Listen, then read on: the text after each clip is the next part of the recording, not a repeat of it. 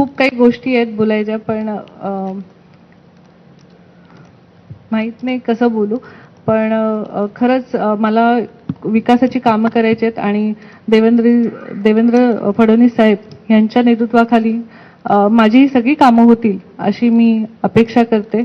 आणि जे अभिषेकचं निर्गुण हत्या झालेली आहे त्याबद्दलही जी सीबीआयने तपास लावत आहे संत गतीने, त्याचाही फटाफट तपास होईल आणि मला न्याय मिळेल, माझ्या घुसाळकर कुटुंबाला न्याय मिळेल हीच अपेक्षा मी सीएम साहेबांकडून करते आणि भारतीय जनता पार्टी तर्फे पण करते.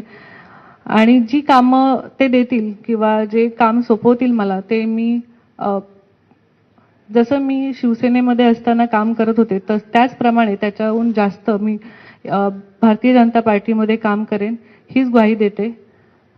धन्यवाद.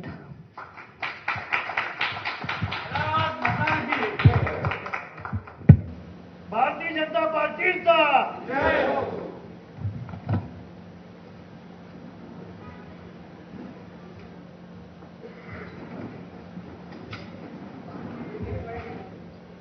तर तेजस्वी घोसाळकर यांचा भाजप प्रवेश हा पार पडलेला आहे. प्रभागामध्ये विकासाची कामं करण्यासाठी मी हा निर्णय घेतलेला आहे. खरं तर शिवसेनेनं मला ओळख दिली असं त्या म्हणालेल्या आहेत. परंतु आता भाजपची जबाबदारी देईल ती मी पार पडेन अशी ग्वाही घोसाळकर यांनी बोलून दाखवली.